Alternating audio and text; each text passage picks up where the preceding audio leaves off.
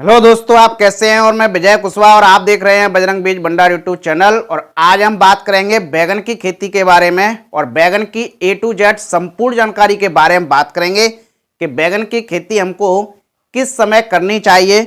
जब भी हम इसकी खेती करते हैं तो इसके लिए कितना तापमान होना चाहिए, इसके लिए कौन कौन सी मिट्टी होनी चाहिए, मिट्टी की हम तैयारी कैसे करते हैं, इसकी हमको नर्सरी कैसे तैयार करनी चाहिए, इसकी कौन कौन सी उन्नत किस्में होती हैं, जब भी हम इसकी बुआई करते हैं तो इसकी बीज की मात्रा कितनी लगती है, इसके बीज को कैसे उपचारित करें, इसके बुआई का तरीका क्या है और इसकी फसल में खाद और उर्वरकों का प्रबंधन कैसे करना चाहिए, इसमें खरपतवार नियंत्रण कैसे करना चाहिए, सिंचाई कैसे करनी चाहिए, इसमें कौन कौन से कीट लगते हैं, कौन कौन से रोग लगते हैं और उनकी रोकथाम कैसे करनी चाहिए, इसका उत्पादन कितना होता है, सभी बातों पर चर्चा करेंगे। तो जो भी लोग हमारे चैनल पर पहली बार आए हुए हैं या जिन्होंने अभी तक हमारा चैनल सब्सक्राइब नहीं किया है तो प्लीज आप हमारे चैनल को सब्सक्राइब कर लें, जिससे खेती संबंधी नई नई जानकारी आपको यहां से मिलती रहे। तो बने रहिए वीडियो के एंड तक।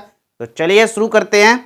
और हमारा यूट्यूब पर एक दूसरा चैनल है जो कि वीके मोटिवेशन के नाम से है और फेसबुक पर भी पेज है और इंस्टाग्राम पर भी पेज है। उनकी लिंक आपको डिस्क्रिप्शन में मिल जाएगी, आप वहां पर जाकर उनको फॉलो कर सकते हैं और दूसरे चैनल को आप सब्सक्राइब कर सकते हैं।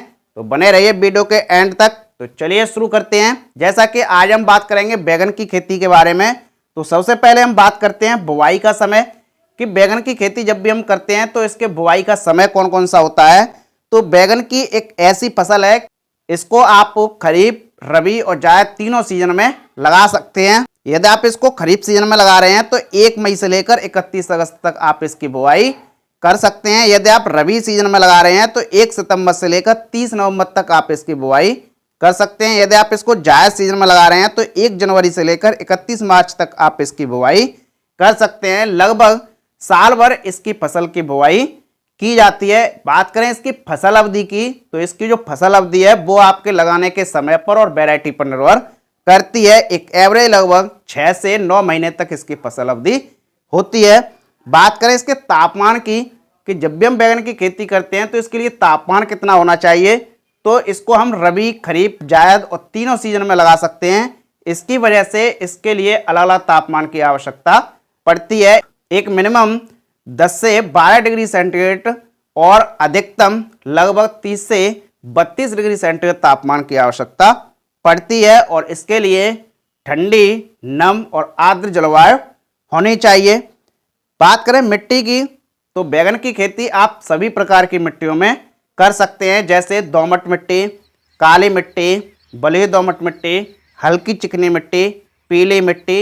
इन सभी प्रकार की भूमियों में आप इसकी सफलतापूर्वक खेती कर सकते हैं। और मिट्टी ऐसी हो, भूमि ऐसी हो जिसमें अच्छे जल निकास की व्यवस्था हो और जिसका जो पीएच मान है वो लगभग 5.5 से 7 के बीच में होना चाहिए और भूमि में कार्बनिक या जीवांश पदार्थ की मात्रा अधिकतम होनी चाहिए। बात करें खेत की तैयारी की तो जब भी हम बैगन की खेती करते हैं तो बैगन की खेती यदि आप इसको खरीफ सीजन में कर रहे हैं तो खरीफ सीजन के लिए आपको ग्रीष्मकालीन जुताई करना आवश्यक होता है। आपको ग्रीष्मकालीन जुताई करनी चाहिए। गर्मियों में आप इसकी खेत की तैयारी के लिए जुताई करते रहें। और जब भी हम ग्रीष्मकालीन जुताई करते हैं तो 2 जुताई आप हैरो से आड़ी और तिरछी जुताई कर सकते हैं। उसके बाद आप कल्टीवेटर से 2 जुताई कर सकते हैं और उसके बाद पाटा लगाकर आप खेत को समतल छोड़ सकते हैं। यदि आपको और भी मिट्टी भुरभुरी करनी है तो आप रोटावेटर से इसकी 1 बार जुताई कर सकते हैं और जुताई करके खेत को समतल छोड़ सकते हैं।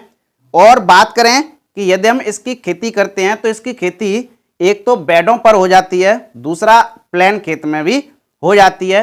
बेडों पर जहां पर जल का भराव अधिक होता है, जहां पर बरसात अधिक होती है, वहां पर आप बेडों पर भी इसकी खेती कर सकते हैं। यदि आपके यहाँ पर बरसात कम होती है या जल भराव की समस्या नहीं है तो आप प्लेन खेत में, क्यारियों में भी इसकी खेती कर सकते हैं। और जब भी हम इसकी खेत की तैयारी करते हैं तो लगभग 10 से 15 टन प्रति एकड़ के हिसाब से सड़ी हुई गोबर की खाद का इस्तेमाल करते हैं और लगभग 2 से 4 किलोग्राम ट्राइकोडर्मा का भी इस्तेमाल करना चाहिए। और इसमें रासायनिक खादों का भी इस्तेमाल करते हैं जब हम खेत की तैयारी करते हैं, उसकी हम आपको आगे जानकारी देने वाले हैं। बात करें इसके नर्सरी प्रबंधन की, जैसा कि बैगन की खेती एक ट्रांसप्लांटेड फसल है एक रोपित फसल है, तो इसकी हम पहले नर्सरी तैयार करते हैं। यदि हम नर्सरी तैयार कर रहे हैं, 3 फीट चौड़े और 6 फीट लंबे लगभग 4 से 5 बेड बना लीजिए और उन पर आप बीज की बुआई कर सकते हैं और 4 से 5 बेडों पर 1 एकड़ खेत की रोपाई के लिए पौध तैयार कर सकते हैं। बात करें इसकी उन्नत किस्मों की कि इसकी कौन कौन सी किस्में होती हैं, तो इसकी मार्केट में अलग अलग किस्में आती हैं और अलग अलग स्थानों पर अलग अलग वैरायटियां लगाई जाती हैं। जैसे कि सनग्रो कंपनी की नवकरण आती है, एक्शन हाइब्रिड की काव्या के नाम से आती है, नैनो 038 आती है, ये भी एक्शन हाइब्रिड की आती है, BSS 1013 जनक जो कि कलश सीड्स की आती है, VNR की मुक्तामथी आती है, नामधारी की NS 797 आती है, एडवंटा की कृष्णा आती है, VNR की 218 आती है, श्रीराम की श्रीराम कुश आती है, सेमनेस की मंजरी और सेमनेस की शामली और सनग्रो की 104 ये वैरायटियां आती हैं। मार्केट में और भी कई वैरायटियां आती हैं और आपके यहाँ पर कौन सी वैरायटी लगाई जाती है, आपके यहाँ कौन सी वैरायटी अधिकतम उत्पादन देती है, आप कमेंट करके हमको बता सकते हैं। बात करें इसकी बीज की मात्रा की, तो जैसा कि हमने आपको बताया कि हम इसकी नर्सरी तैयार करते हैं, तो इसकी 1 एकड़ खेत की रोपाई के लिए लगभग 80 से 100 ग्राम बीज की आवश्यकता पड़ती है। बात करें इसके बीज उपचार की, तो जब भी हम इसकी बीज की बुआई करते हैं तो हम मार्केट से इसके बीज को लेकर आते हैं। यदि मार्केट से इसके बीज को लेकर आते हैं तो वो ऑलरेडी उपचारित आते हैं। यदि आप घर के बीज की बुआई कर रहे हैं तो कैप्टान थायराम या बाविस्टिन फंजीसाइड की 2 ग्राम मात्रा से आप बीज को उपचारित कर सकते हैं। बात करें बुआई के तरीके की, तो इसकी हम जब भी बुआई करते हैं तो हम ये एक ट्रांसप्लांटेड फसल है, एक रोपित फसल है, तो इसकी हम रोपाई करते हैं। पहले हम नर्सरी तैयार करते हैं, नर्सरी से पौध को उखाड़ कर हम इसकी मुख्य खेत में रोपाई करते हैं। बात कर इसके खाद और उर्वरक की, तो खेत की तैयारी के समय हमने आपको बताया है कि हम इसमें सड़ी हुई गोबर की खाद का इस्तेमाल करते हैं और ट्राइकोडर्मा का इस्तेमाल करते हैं। उसी के साथ साथ आप DAP 50 किलोग्राम प्रति एकड़ के हिसाब से, यदि DAP उपलब्ध नहीं है तो आप NPK का भी इस्तेमाल कर सकते हैं। इसी के साथ साथ SSP 100 किलोग्राम और पोटास 30 किलोग्राम और इसी के साथ साथ जिंक सल्फेट 5 से 8 किलोग्राम प्रति एकड़ के हिसाब से इस्तेमाल कर सकते हैं। और इसी के साथ साथ आप फिप्रोनिल 0.3% GR फॉर्मुलेशन को 5 से 8 किलोग्राम प्रति एकड़ के हिसाब से इस्तेमाल कर सकते हैं। इसके बाद हम खेत में रुपाई कर सकते हैं। रुपाई करने के लगभग 20 से 25 दिन बाद आप इसमें 30 से 40 किलोग्राम प्रति एकड़ के हिसाब से यूरिया और 1 से 2 किलोग्राम प्रति एकड़ के हिसाब से ह्यूमिक एसिड का सिंचाई के साथ प्रयोग कर सकते हैं। बुवाई के लगभग 45 से 50 दिन बाद उस समय बैगन की फसल फ्लावरिंग और फ्रूटिंग स्टेज पर आ जाती है। उस समय आप 30 से 40 किलोग्राम प्रति एकड़ के हिसाब से यूरिया का इस्तेमाल घोल के रूप में कर सकते हैं। यदि आप स्प्रे कर रहे हैं तो NPK जो कि 05234 आती है, 2020 आती है, 0050 आती है, इसका आप इस्तेमाल कर सकते हैं। और इसी के साथ साथ आप बोरोन का भी इस्तेमाल कर सकते हैं। यदि आप NPK का इस्तेमाल कर रहे हैं तो 1 किलोग्राम प्रति एकड़ के हिसाब से इस्तेमाल कर सकते हैं। यदि आप बोरोन का इस्तेमाल कर रहे हैं तो 300 ग्राम प्रति एकड़ के हिसाब से इस्तेमाल कर सकते हैं। और ये एक लंबे समय तक चलने वाली ये फसल है और इसके फलों की बार बार तुड़ाई होती है। तो लगभग 8 से 10 दिन बाद आप इसकी जब भी इसकी स्प्रे करते हैं तब आप NPK का और बोरोन का इस्तेमाल कर सकते हैं। बात करें इसके सिंचाई प्रबंधन की, तो इसकी यदि हम खरीफ सीजन में बुआई करते हैं तो उस समय बरसात होती रहती है, तो उस समय ज़्यादा पानी की आवश्यकता नहीं पड़ती है। यदि आप रबी और जायद सीजन में कर रहे हैं तो यदि आप रबी सीजन में कर रहे हैं तो लगभग 8 से 10 दिन बाद समय अनुसार आप इसमें सिंचाई कर सकते हैं। यदि आप जायद सीजन में कर रहे हैं तो 5 से 6 दिन बाद आप रेगुलर इसकी सिंचाई कर सकते हैं। बात करें खरपतवार नियंत्रण की, तो खरपतवार नियंत्रण जब भी हम इसकी रुपाई करते हैं तो रुपाई करने से पहले आपकी जब खेत तैयार हो जाता है, रुपाई करने से लगभग 12 से 24 घंटे पहले आप इसमें पेंडमेथलिन 30% EC फॉर्मुलेशन में आता है, उसका आप 1 लीटर प्रति एकड़ के हिसाब से छिड़काव कर सकते हैं रुपाई से पहले। उसके बाद यदि आप रुपाई कर देते हैं उसके बाद भी यदि खरपतवार होते हैं तो आप निराई गुड़ाई कर सकते हैं। यदि आप बेडों पर इसकी खेती कर रहे हैं तो बेडों की जो नालियां होती हैं उसमें भी आप खरपतवार का नियंत्रण जो कि पैराक्वाट डाइक्लोराइड आती है जो 24% SL फॉर्म में आती है, उसका आप 1 लीटर प्रति एकड़ के हिसाब से छिड़काव कर सकते हैं, जिससे कि आपकी बेडों की जो नालियां होती हैं उनमें खरपतवार नहीं उगते हैं। और इसी के साथ साथ आप समय समय पर इसकी निराई गुड़ाई कर सकते हैं। बात करें इसके रोग और कीटों की, तो पहले हम बात करते हैं रोगों की कि इसमें कौन कौन से रोग लगते हैं और उनका हमको कैसे नियंत्रण करना चाहिए। तो इसमें जो पहला रोग है वो है फोमोप्सिस झुलसा। इसमें पौधे पीले पड़ जाते हैं और काले और सफेद रंग के धब्बे पड़ जाते हैं। इसकी रोकथाम करने के लिए आप कॉपर ऑक्सीक्लोराइड 50% WP को आप 300 से 500 ग्राम प्रति एकड़ के हिसाब से छिड़काव कर सकते हैं। इसके बाद एक दूसरा रोग है जो कि फल सड़न रोग है। इसकी रोकथाम करने के लिए आप एजोक्सिस्ट्रोबिन 23% ऐसी फॉर्मुलेशन में आती है, उसका आप 150 से 180 ml प्रति एकड़ के हिसाब से छिड़काव कर सकते हैं। इसके बाद एक तीसरा रोग है जो कि डैंपिंग ऑफ है, जिसको हम आर्द्रकरण रोग बोलते हैं। ये रोग एक नर्सरी का रोग है।